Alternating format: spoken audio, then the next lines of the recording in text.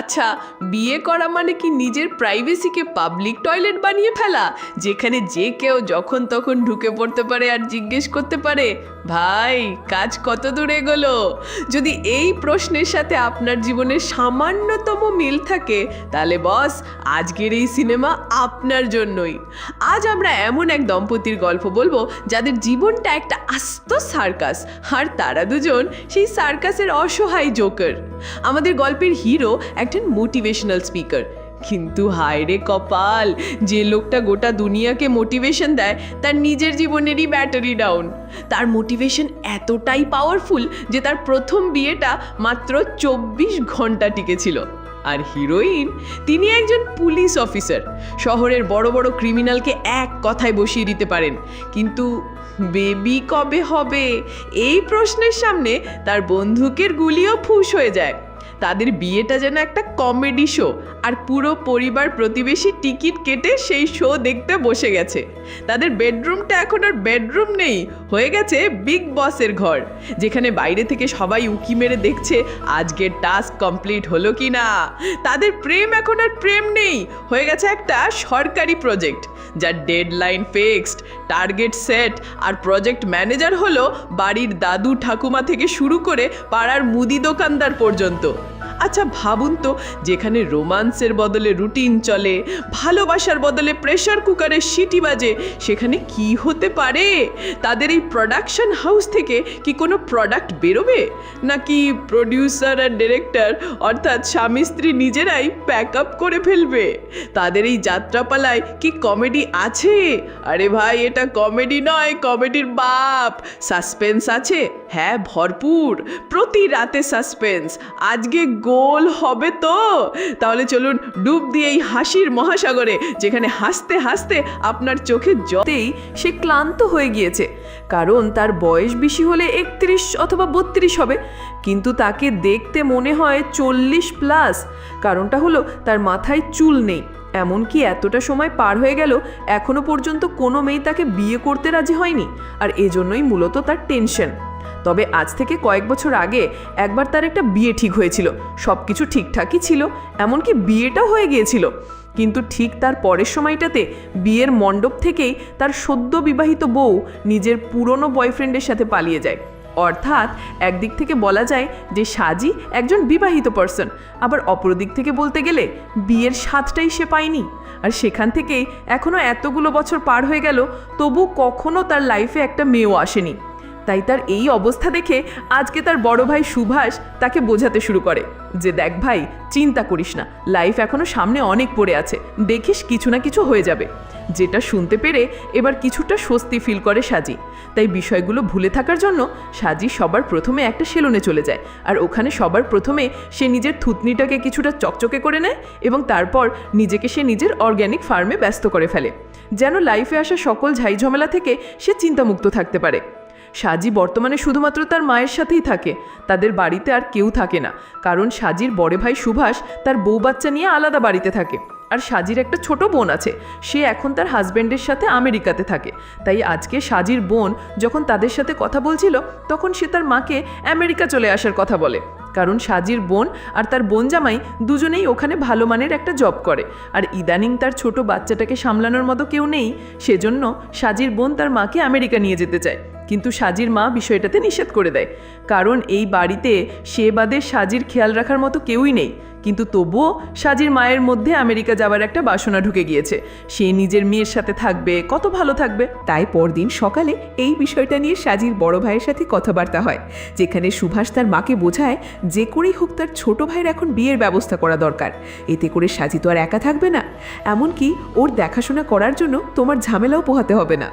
তাই এখন থেকে শুরু হয়ে যায় সাজির জন্য মেয়ে দেখার পালা। আর আজকে সাজি তার বড় ভাইয়ের বন্ধু সুনীলের সাথে দেখা করে। আসলে সুনীল তার এলাকায় মোটামুটি ভালো লেভেলের একটা মেট্রোমানি কাজের সাথে জড়িত। যদি সোজা বাংলায় বলি, তাহলে সুনীল হলো তার এলাকার সুনামধন্য একজন ঘটক।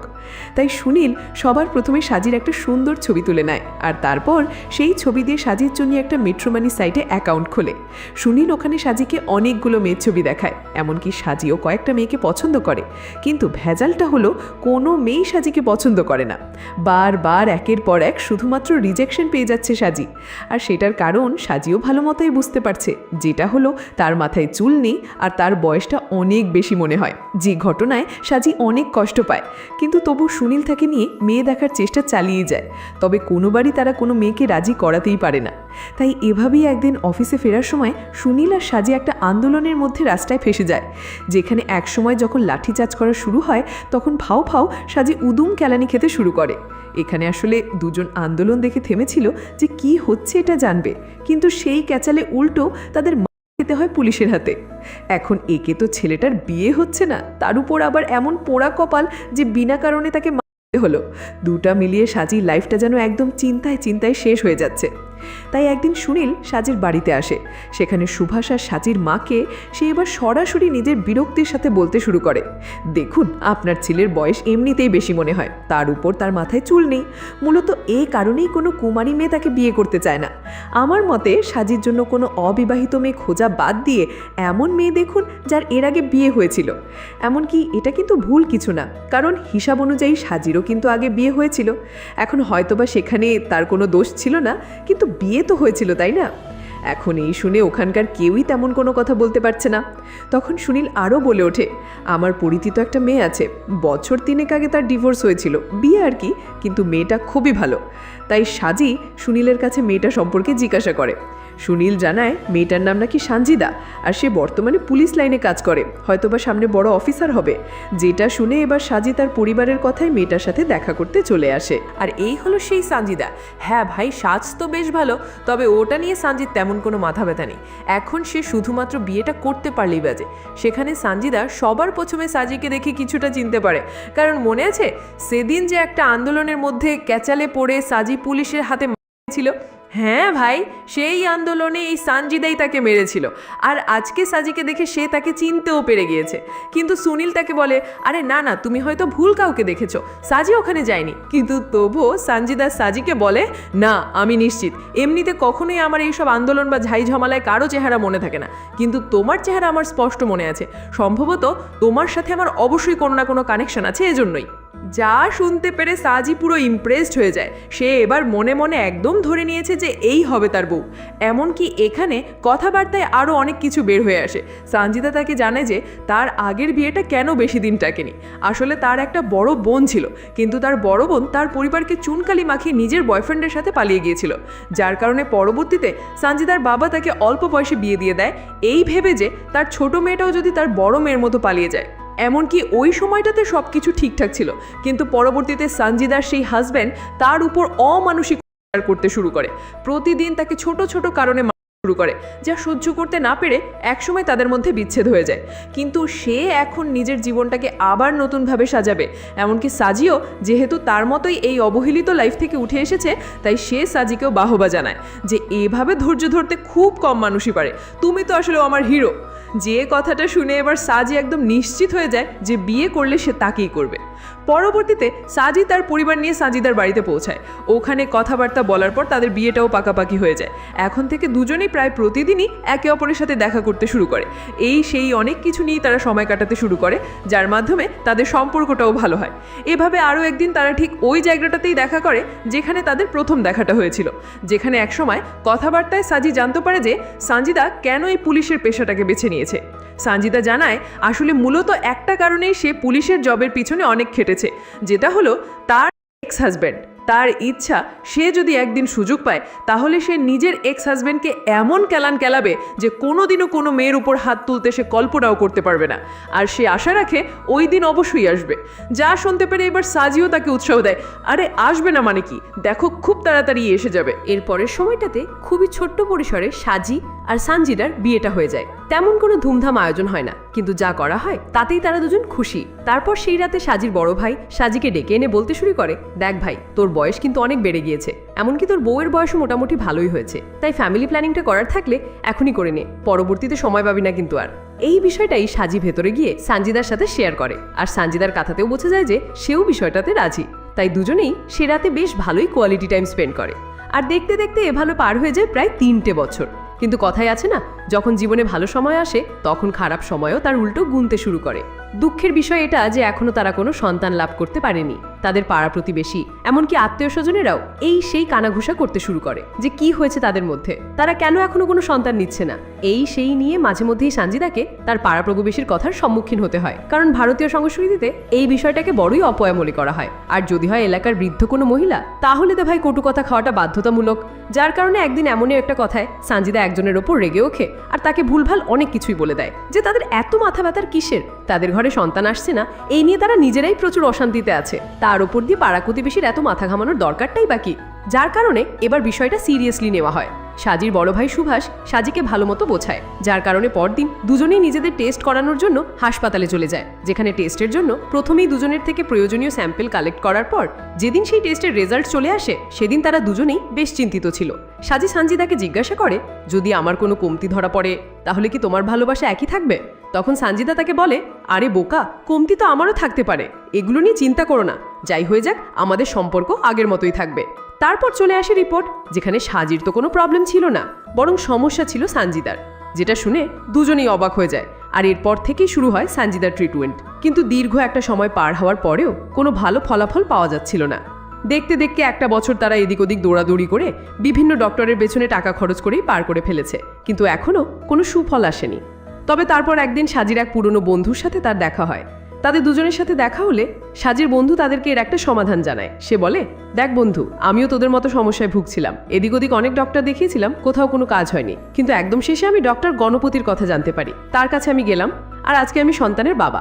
সে সাজিকে সাজেস্ট করে যেন সাজি তার বউকে নিয়ে ডক্টর গণপতির সাথে দেখা করে, যেখানে পরবর্তীকালে সাজি আর সানজিদা ডক্টর গণপতির সাথে দেখা করতে যায়, যেখানে তাকে সবকিছু খুলে বলার পর ডক্টর গণপতি তাদের চিকিৎসা বিষয়ক কথাবার্তা বলতে শুরু করে এবং শুরু হয়ে যায় তাদের দুজনের চিকিৎসা। যার কারণে একদিন হঠাৎ তাদের কাছে সুখবরটা চলে আসে। সানজিদা লক্ষ্য করে সে মা হতে চলেছে, আর সাজি যখন এটা জানতে পারে তখন তারও আনন্দের সীমা থাকে না। দুজনের লাইফ খুব সুন্দরভাবেই কাটতে শুরু করে, কারণ অবশেষে এতগুলো বছর পর তারা সন্তান প্রাপ্ত হতে চলেছে। কিন্তু হয়তোবা ভাগ্য তাদের সহায় ছিল না। একদিন সানজিদাকে নিয়ে যখন সাজি ডাক্তারের কাছে চেক আপ করাতে যায়, তখন সানজিদার মোবাইলে একটা কল চলে আসে, যেখানে সানজিদার বাবা নাকি একটা লটারি জিতেছে, যেখানে পুরস্কার হিসেবে রয়েছে 50 লাখ টাকা। যা শুনে সানজিদা অনেক বেশি এক্সাইটেড হয়ে যায়, আর মূলত এই কারণেই পরবর্তীতে তার সমস্যাটা তৈরি হয়। তার অতিরিক্ত এক্সাইটমেন্টের কারণে একদম শেষে পরিণতিটা দাঁড়ায় যে তার মিসক্যারেজ হয়ে গিয়েছে।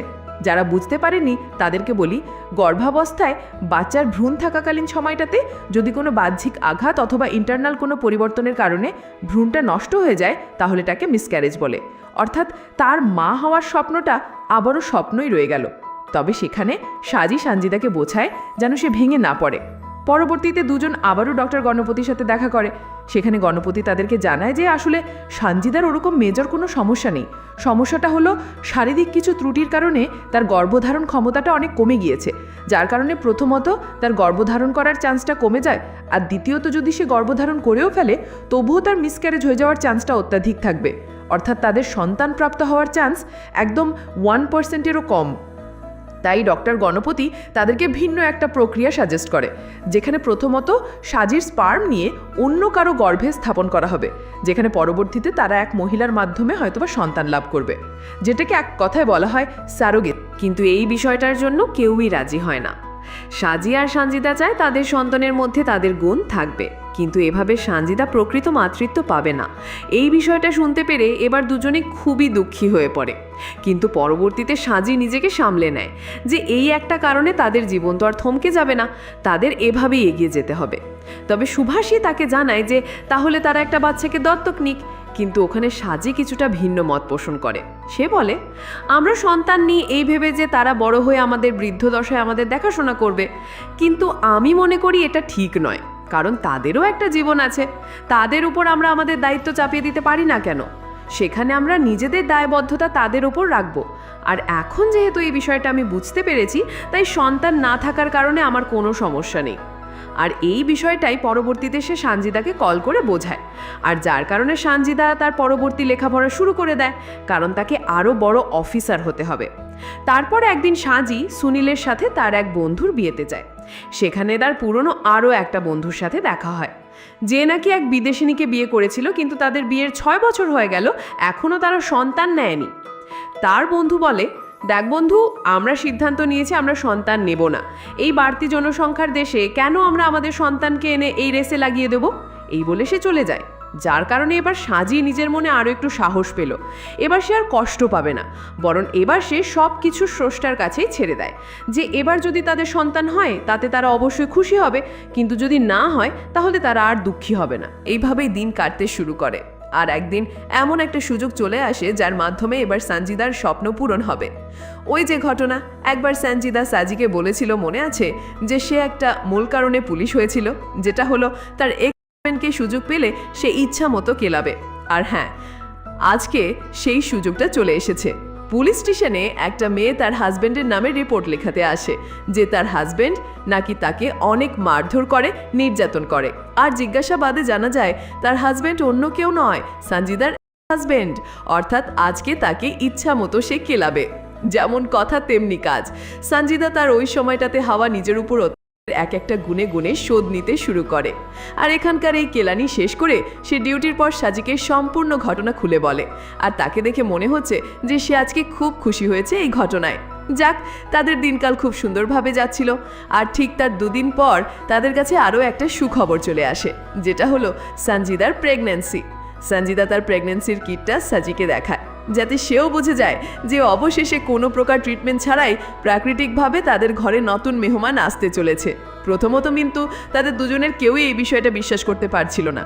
তাই সঞ্জিদা কয়েকবার আলাদা আলাদা প্রেগন্যান্সি কিট ব্যবহার করে তার প্রেগন্যান্সি টেস্ট করে, যেখানে প্রত্যেকবারই তার প্রেগন্যান্সি পজিটিভ আসে, যেটা তাদের খুশিটাকে আরও দ্বিগুণ করে তোলে।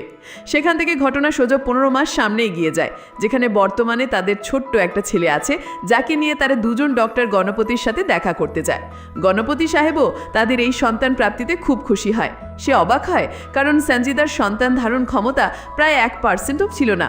কিন্তু এই শুনে সাজি জানায়, মাঝে মাঝে কিছু বিষয় আমাদের স্রষ্টার উপর ছেড়ে দিতে হয়। কি বস, পেট ব্যথা হয়ে গেছে হাসতে হাসতে, নাকি সোফা থেকে গড়াগড়ি খেতে খেতে ভিডিওটা শেষ করলেন? এই দম্পতির যাত্রাপালা দেখে কি মনে হচ্ছে আপনার জীবনটা এদের থেকে অনেক ভালো? তাহলে এবার আপনার পালা। কমেন্ট বক্সে গিয়ে ঝটপট বলে ফেলুন আপনার জীবনেও কি এমন কোনো প্রজেক্ট ম্যানেজার আছে যে সারাক্ষণ আপনার ব্যক্তিগত জীবনের KPI চেক করতে থাকে? আজ আমরা যে খতরনাক কমেডি মুভিটার গল্প দিয়ে আপনাদের হাসির হাসপাতালে পাঠালাম, তার নাম হলো বিশেষম। এটা 2024 সালে মুক্তি পাওয়া একটা মালয়ালাম ভাষার সিনেমা। যারা শুধু হাসতে নয়, হাসির আড়ালে জীবনের সত্যিটাকে উপভোগ করতে চান, তাদের জন্য এই ডার্ক কমেডি ড্রামা একটা পারফেক্ট টনিক। ভিডিওটা দেখে যদি 1 সেকেন্ডের জন্য আপনার হাসি পেয়ে থাকে, তাহলে লাইক বাটনে এমনভাবে চাপ দিন যেন আপনার ফোনের স্ক্রিনও হেসে ওঠে। আর সেই বন্ধু বা আত্মীয়কে শেয়ার করুন যার জীবনেও এই বিশ্বসম খবরটার জন্য সুনামি চলছে। আর হ্যাঁ, চ্যানেলে যদি নতুন হয়ে থাকেন তাহলে সাবস্ক্রাইব বাটনটা চেপে দিন, না হলে কিন্তু আপনার বাড়ির বেলিং বাজে আমরাই জিজ্ঞেস করতে আসবো, কি গো খবর কি? দেখা হবে পরের ভিডিওতে নতুন কোনো হাসির অ্যাটম বোম নিয়ে। ততদিন হাসতে থাকুন, ভালো থাকুন আর প্রাইভেসি বাঁচিয়ে চলুন।